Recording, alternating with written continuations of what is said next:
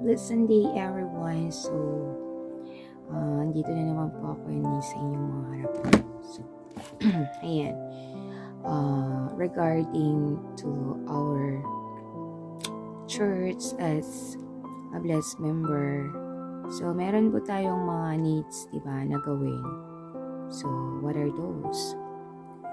Palagi lang po tayong magundoke, mag-attend ng vigil prayer, mag-reflect, and of course, sabayan po natin yan ng trabaho. Di po ba? So, we can do our own schedule in the 24 hours. So, sa mga inactive po dyan sa ating church, dahil nga pare-pareho lang naman po tayo nakakaranas ng mga struggle, mga ups and down. Yun nga, sasabihin nila, huwag kang mag-compare sa iba. But if you are comparing yourself with a good way, it's okay. The bad things is if you are comparing yourself in a bad way. Okay?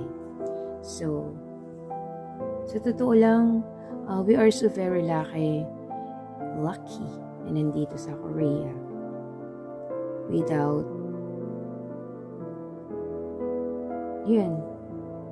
we didn't spend a lot of things or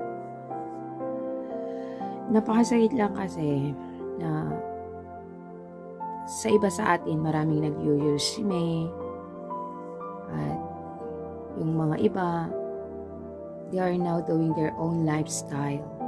So for me, masakit po yun sa akin na sige, hayaan lang natin, tignan lang natin kung kailan sila makaka-realize. Yes, hayaan lang natin sila. But you know what, mga unis, we can do it by praying.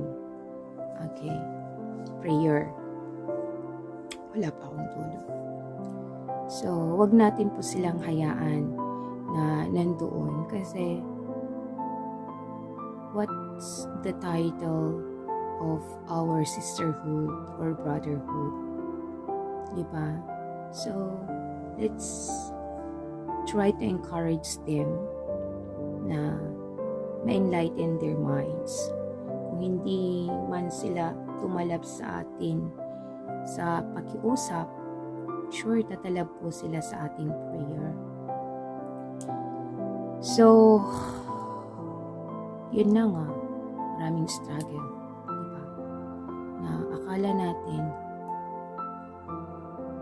ewan ko kung ako lang or sa inyo, na if you come here in Korea, magiging maganda yung buhay mo. Something like that. So, dahil siguro yung expectation ko, super mataas yung expectation ko noon na if I will go in Korea, magiging maganda yung buhay ko. Kasi the reason is, many of my relatives, my neighborhood in Philippines, na nandito sa Korea before I came here. So, nagkaroon ako ng lakas ng loob na mag-receive ng blessing that time.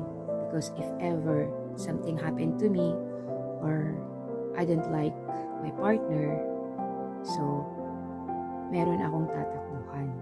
Ganun. But unfortunately, tinamaan talaga ako ni True Parents sa mga words niya sa aking puso. So, actually, ako yung taong kung ang gusto kong gawin, gusto ko talagang gawin. Ganun. So, ayun na nga, yung expectation ko, vice versa po, na reverse. Hindi po yun ang nakita ko. So, nung pumunta ako dito sa Korea, maybe few months pala ako dito, bigla na lang nagsuwian ang aking mga relatives at few of them were TNT. So, may mga tatlo siguro na nag-TNT ng mga kamag-anakan ko noon. And yung mga iba, natapos na yung kanilang kontrata, so they don't want to mag-TNT.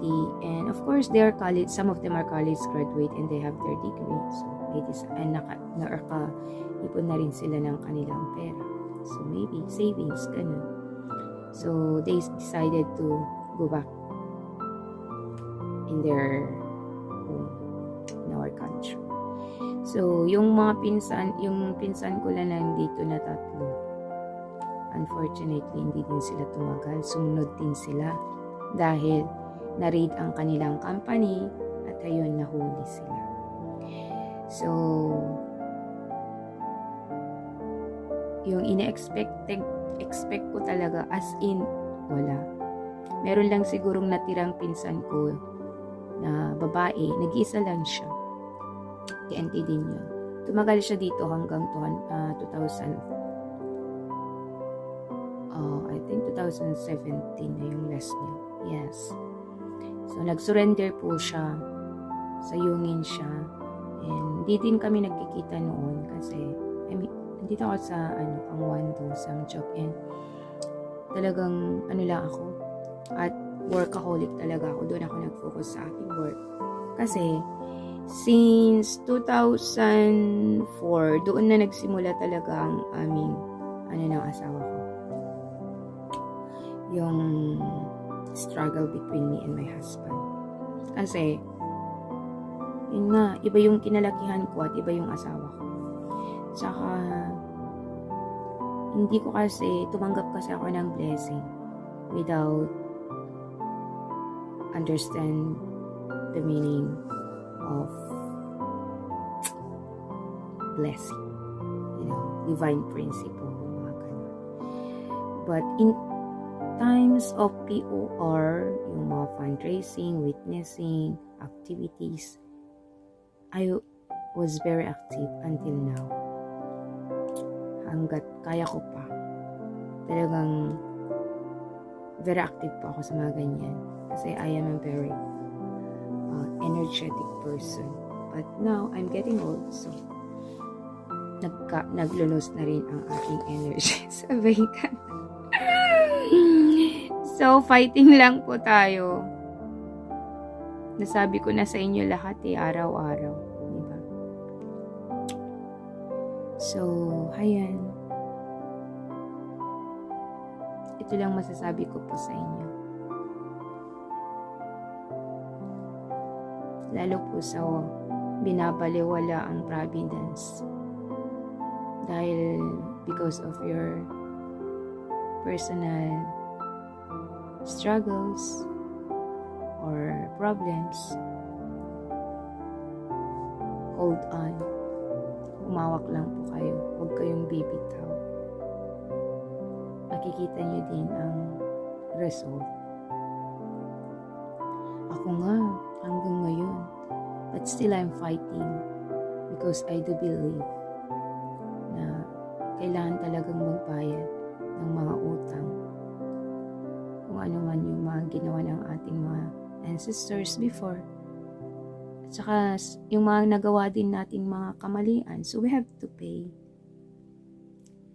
So yan lang. Sana maliwanagan po kayo sa araw-araw. At makita nyo ang mga effort ng ating mga elders at saka yung mga beginners na nag-e-effort to follow our true parents.